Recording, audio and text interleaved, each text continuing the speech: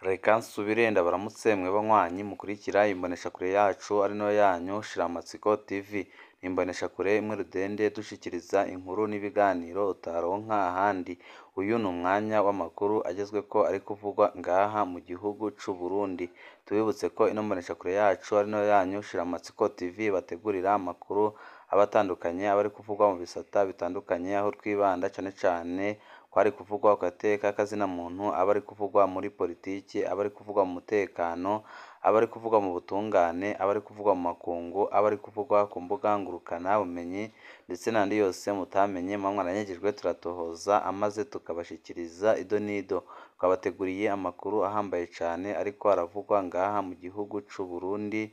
Niba wipfuza kuzajya aba mu mbere bashikirwa n'inkuru n'ibiganiro bene nk'ibi, ico usabwa nta kindi, niba utaravyonda kuri sabone aka niko karyo keza ko guvyondaho kugira ngo uko dushizeho amakuru n'ibiganiro bene nk'ibi ujye uba uwa mbere mu gushikirwa navyo. Turi bane twese twaratewe iteka ryo kurongora ibiro bikuru vya gisirikare, ikibanza cama gicunzwe cane n'abarongoye igihugu. Umwe wese muri twebwe afise ico yisangije muri ayo mabanga. Nabaye Murundi wa mbere yagenwe kuba umukuru w'ibiro bikuru vya gisirikare. B. Nakoreye abakuru b'ibihugu batatu nk'umukuru w'ibiro bikuru vya gisirikare. C. Nabaye umukuru w'ibiro bikuru vya gisirikare wa mbere ava mu bwoko bw'abahutu.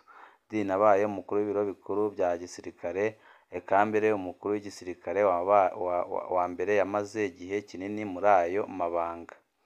Ani Majoro Albert Shibura Umurundi wa mbere yagenwe kurongora ibiro bikuru vy'intwaramiheto muri ntwarante 1967. Imbere yiwe naho twari twarikukiye umukuru w'igisirikare yari yagumye ari umubirigi mu kiringo c'imyaka hafi 5. B. Ni Colonel Jean Bikomagu yagenwe na President Ndadaye mu mabanga y'umukuru w'ibiro bikuru vy'intwaramiheto mu mwaka w'1993. Ayo mabanga yarayagumanye ku ntwaro ya President Ntaryamira no ku ntwaro ya President Ntibantunganya. Ni gutyo gushika ubu ari we wenyine yabaye umukuru w'ibiro bikuru vy'intwaramiheto ku ntwaro zitatu. Yakuwe muri ayo mabanga na President Buyoya mu mwaka w'1996. C. Ni General Major Godefroid Niyombare niwe mukuru w'ibiro bikuru vy'intwaramiheto wa mbere ava mu bwoko bw'abahutu. Yagenwe na President Nkurunziza muri 2009. Igenwa ryiwe ryabaye ikimenyetso gihambaye ko igisirikare ari ic'amoko yose, kandi General Major Godefroid Niyombare yarakoze ibintu bihambaye cane ngaha mu gihugu c'u Burundi, kandi yari umusirikare yanga akarenganyo kandi yanga kurenganya abanyagihugu, aho mu kiringo cose amaze atwara igisoda c'u Burundi yakoze ibintu byinshi cane kandi bihambaye cane. N'ubu ngubu abarundi batari bake bamwibukiraho, aho bavuga ko yari umusoda wicisha bugufi kandi agakora ibyo agomba gukora, nta manyanga akomeye yigeze akora, aho yari we arongoye igisoda ngaha mu gihugu c'u Burundi ibintu byose byaragendaga neza. General Major Thomas Ndabemeye yarongoye igisirikare c'u Burundi mu kiringo c'imyaka 9 n'amezi hafi 6 kuva muri Rusama 1967 gushika ku wa mbere Munyonyo 1976. Nawe yaramaze igihe kirekire kurongora igisoda imyaka 9 n'amezi. Ni ibintu bihambaye cane. General Prime Niyongabo umukuru w'ingabo z'u Burundi arambiye muri ayo mabanga. General Prime Niyongabo niwe mukuru w'ingabo arambiye mu mabanga kuko aramaze imyaka myinshi atwara ingabo ngaha mu gihugu c'u Burundi, ariko amakuru menshi ariko aradushikira aravuga ko yaba agiye gukurwa mu mabanga kuko Perezida Evariste Ndayishimiye ntago akimwizeye, kandi arabona ko ashobora kumutera ingorane zikomeye cane. Ibyo byatanguye kuvugwa igihe General Evariste Ndayishimiye yafata ingingo ihambaye yo kuduza agashahara k'abasoda n'abapolisi, aho yabadugirije hafi inshuro 3 z'amafaranga bahora bahembwa, ariko bikavugwa ko amafaranga bongerewe nyine atahandi yavuye ahubwo arayo abasoda bato bato bahoraga bibwa na General Prime Niyongabo ndetse n'abo bafatikanije kurongora igisoda c'u Burundi. Prime Niyongabo amaze kubona ibyo Perezida Evariste Ndayishimiye amukoreye, agashavu karaduze ku buryo bukomeye cane, avuga ko yafashije ku buryo bukomeye cyane General Evariste Ndayishimiye kugira ngo ashike mu kibanza cyo kuba umukuru w'igihugu cy'u Burundi, akanamufasha ku buryo bukomeye cyane, aho hari abashatse kumutembagaza bari barongowe na General Guillaume Bunyoni, akamufasha kugira ngo ntibamutembagaze, agakingira ubutegetsi bwiwe, none ngo inyiturano ariko aramuha no kumubogoza akanamufunga, nk'uko amakuru ava mu begereye Perezida Evariste Ndayishimiye ariko aravuga ko mu minsi iri imbere General Prime Niyongabo ashobora gukurwa mu mabanga akanapfungwa nk'uko byagendeye General Guillaume Bunyoni. Ibintu ntibyoroshe habe na gatoya hagati ya Perezida Evariste Ndayishimiye ndetse n'umukuru w'intwaramiheto General Prime Niyongabo, aho Perezida Evariste Ndayishimiye yatahuriye ubusuma bubera mu gisoda cy'u Burundi, byaramubabaje cyane kandi ahitamo gufata ayo mafaranga yose Niyongabo yahora yiba abasoda akayongera ku gashahara kabo, kuko n'ubundi bari bayagenewe, ibyazamuye agashavu gakomeye cyane ka General Prime Niyongabo, akabona ko ibyo Evariste Ndayishimiye amukoreye ari ibintu bibi cyane kandi ari ibintu bibabaje, no mu gihe ari we yagiye akingira ubutegetsi bwiwe ku buryo bukomeye cyane, akaba yaranamufashije gushika mu kibanza cyo kuba umukuru w'igihugu cy'u Burundi.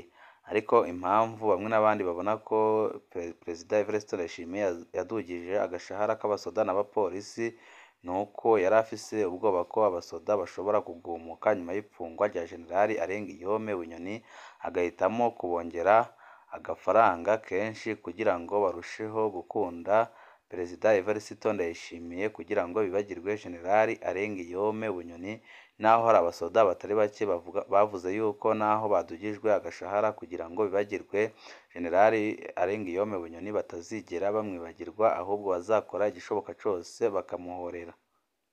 General de Brigade Prime Niyongabo yagenwe kurongora ibiro bikuru bya gisirikare muri Munyonyo 2012 asubiriye General Major Godefroid Niyombare. Kuva icyo gihe yagiye araduga amapeti, araba General Major, Lieutenant General, hanyuma General. Muri Munyonyo 2014 Prime Niyongabo ari mu ba General bahoze muri FDD banditse ikete risaba ikurwa rya Lieutenant General Adolphe Nshimirimana na Guillaume Bunyoni kugira bemerere Petero Nkurunziza kwitoza ubwa gatatu. Abagerageje gutembagaza ubutegetsi muri Rusama 2015 bavuga ko General Prime Niyongabo yabahindutse ku munota wa nyuma, bituma umugambi wabo udashika ko, kuko baravuga ko nyine yabatengushe kandi byose bari babipanze. Ariko amasoko menshi akavuga ko General Prime Niyongabo bamwemereye amafaranga menshi cyane kandi banamwemerera ko agumya kurongora ingabo ngaha mu gihugu cy'u Burundi, aribyo byatumye yigarika abo bari bafatikanije umugambi wo gutembagaza ubutegetsi bw'umuhisi Petero Nkurunziza. Gushika muri 2015 General Niyongabo yari azwi nk'umwe mu badashigikiye ibiturire no guhonyora agateka ka muntu. Yari kandi mu badashigikiye ibyo kwigisha imbonerakure iby'igisirikare, yarabirwanyaga cyane kuko yabonaga ko bishobora gutera amahano mu gihugu, nk'uko n'ubundi imbonerakure ziriko zirakora ibintu bibi cyane ngaha mu gihugu cy'u Burundi. Ariko mu kiringo cya gatatu ibintu byateye bihinduka, kumbure kubera atanabavuga bari basigaye. Inshuro zibiri zose General Prime Niyongabo yarahaswe kugandagurwa mu kiringo cya gatatu cya Perezida Nkurunziza, rimwe mu byabereye mu Burundi, irya kabiri rivugwa ko ryabereye muri Somalia. General Prime Niyongabo azwi kandi nk'umwe mu bajenerali bafashije cyane Perezida Evariste Ndayishimiye gushika mu kibanza arimwo uno munsi. Nawe yashitse amushimira, amuha ipeti ryari rifiswe na General Guillaume Bunyoni gusa, ariko muri no minsi umubano wabo waratosekaye ku buryo bukomeye cyane, kuko General Evariste Ndayishimiye aravuga ko agomba kwikuraho General Prime Niyongabo, kuko abona ko ari we asigaye mu butegetsi bwiwe ashobora kumutembagaza, mu gihe General Prime Niyongabo nawe abona ko Perezida Evariste Ndayishimiye ariko aramuhemukira muri no minsi kandi ari we wamufashije mu bintu byose Perezida Evariste Ndayishimiye yagezeho. Ikibanza c'umukuru w'ibiro bikuru bya gisirikare ni kimwe mu bibanza bitoroshe mu gihugu, kuko abakuru b'igihugu bose bama bicura ko uri muri ico kibanza ashobora kubahemukira akagumura igisirikare kikabakura. Nayo mpamvu ari bake barambira muri ayo mabanga. mbere ni bake cyane bashoboye kumara imyaka ishika 5 muri ico kibanza. Umuntu arashobora kuvuga ko General Major Thomas Ndabemeye asa n'ujejwe ayo mabanga mu kiringo nka cose c'ubutegetsi bwa Perezida Micombero be na General Prime Niyongabo badasanzwe uravye uwo mwanya bahamaze. Ikibazo Perezida Ndayishimiye agiye kugira mu myaka iza niyo azoshira General Niyongabo mu gihe ata peti yasigaranye ashobora kumuha, mu gihe kandi imyidogo n'amashare biriko biragwira mu bahoze muri FDD basaba ko Prime Niyongabo yohindurirwa imirimo, mu gihe no muri no minsi Perezida Evariste Ndayishimiye ariko aricura ko General Prime Niyongabo umwanya n'umwanya ashobora gukorana n'abamurwanya bakamutembagaza ku butegetsi. Kubwo Perezida Evariste Ndayishimiye arabizi neza ko adakunzwe ngaha mu gihugu c'u Burundi, kuko ariko arahemukira bamwe mu bihangange bikomeye cyane b'umugambwe ku butegetsi CNDD-FDD ndetse na bamwe mu bagwizatunga bahambaye ngaha mu gihugu c'u Burundi.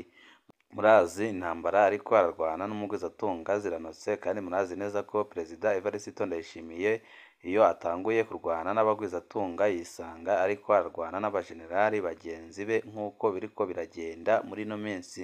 General Evariste Ndayishimiye arafise ubwoba ko umwanya n'umwanya Prime Niyongabo ashobora kumutembagaza ku butegetsi, nk'uko Prime Niyongabo nawe yamaze gutakariza icyizere Perezida Evariste Ndayishimiye, akabona ko nyine nawe ashobora kumwitanga kuko bariko baracungana ku buryo bukomeye cyane.